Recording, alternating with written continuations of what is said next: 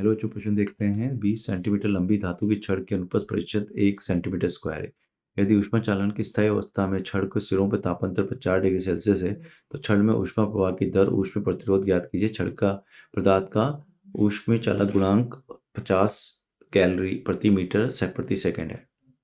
तो बच्चों का मुख्य उदाहरण देखें हम, तो क्या है यहाँ पे मुख्य उदाहरण। तो मुख्य उदाहरण है हमारे पास चालक चालक में ऊष्मा का प्रवाह। तो बच्चों ये चालन विधि द्वारा ऊष्मा का प्रवाह होता है। और मान लें अगर कोई हमारे पास एक छड़ है और ये छड़ का ताप यहाँ T1 है और यहाँ T2 है, तो डेल टी क्या हो गया, ये तापांतर हो गया T1 माइनस T2। ठीक है, इसकी लंबाई हम मान लेते हैं L और इसका अनुप्रस्थ काट क्षेत्र हम मान लेते हैं A। तो इसमें एक ऊष्मीय धारा प्रवाह हो जाएगी और जो ऊष्मीय धारा होगी इसका मान जो होगा ऊष्मीय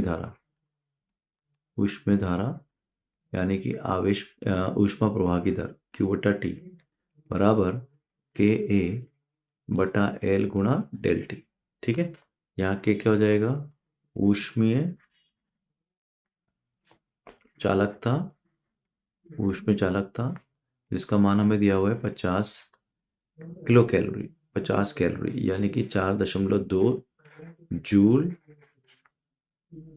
प्रति मीटर प्रति सेकंड, ये दिया हुआ है हमें।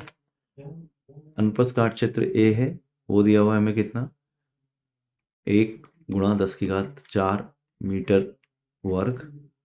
लंबाई दी हुई है 20 सेंटीमीटर, 20 × 10⁻² मीटर।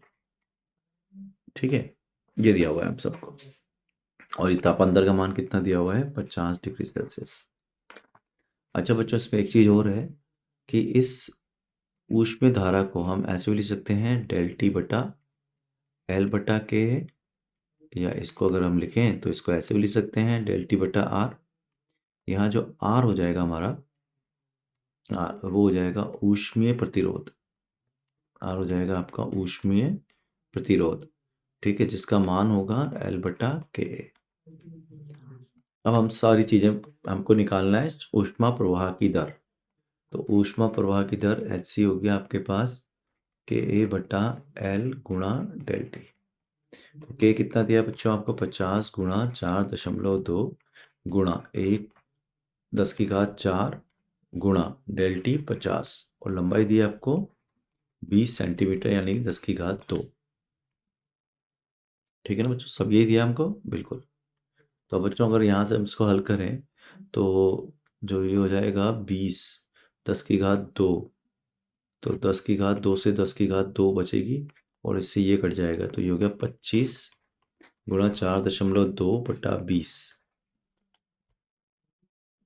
तो एच सी जो हीट करंट हो जाएगी बच्चों हो जाएगी आपकी, ये होगी 25, एक दशमलव यहाँ ले लो 4.2, तो 25 गुणा 21 2 1, तो कितना हो गया ये 25 पंजे 25 का 5, 25 1 25 5 2 25 2 50 2 52, तो ये हो जाएगा 5 बटा इंटू 10⁻², यानी कि होगा 5.25 जूल प्रति सेकेंड।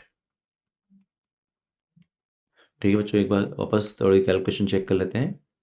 HKA/L हो गया आपका।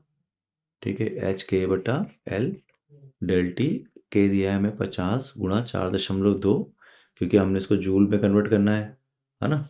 और हमें दिया क्या है, कैलोरी में दिया है। ये देखो 50 कैलोरी है, 50 कैलोरी है तो 50 कैलोरी को मैंने जूल में कन्वर्ट कर लिया, 50 गुणा 4 गुणा 2। लंबाई है 20 और अनुप्रस्थ काट क्षेत्र 1 और तापांतर 50। तो ये अपन ने पुट कर लिया सब डेल टी। ठीक है, तो ये हो गया K/L डेल टी। तो 50 और इसको अपन ने 2 बार कट किया, 2 बचा माइनस का, 2 जीरो उठा दी और फिर 0.21। ठीक है, तो ये अब हम इसमें से एक और चीज़ कैलकुलेट करनी है, वो क्या अपना, देखो अगर आप देखोगे तो K/L का मान जो है, K/L का मान,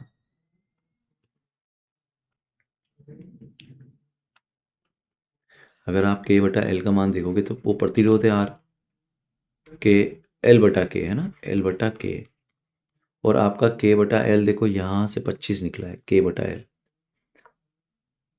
चलो अपन इसको सोल्व ही कर लेते हैं। एल कितनी है आपकी लंबाई, 20 गुणा 10 की घात माइनस में 2। के कितना है आपका 50 गुणा 4.2 गुणा ए कितना है आपका अनुप्रस्थ काट क्षेत्र 10 की घात माइनस का 4। ठीक है ना, तो ये कितना हो जाएगा आपका, अगर अपन इसको हल करेंगे तो ऊपर जाएगा, तो ये होगा 2000 बटा 50 गुणा 4.2। तो ये हो गया आपके पास एक जीरो से जीरो, और ये पड़ी है आपके पास 40, 40 बटा 4.2, एक 4.2 एक जीरो ऊपर ले लो, 400। तो लगभग ये बच्चों आ जाएगा आपका लगभग 9.8, 9.8, और इसकी इकाई क्या हो जाएगी, डिग्री सेल्सियस इंटू सेकेंड प्रति जूल। और मैं आशा करता हूँ आपको समझ में आया होगा। धन्यवाद।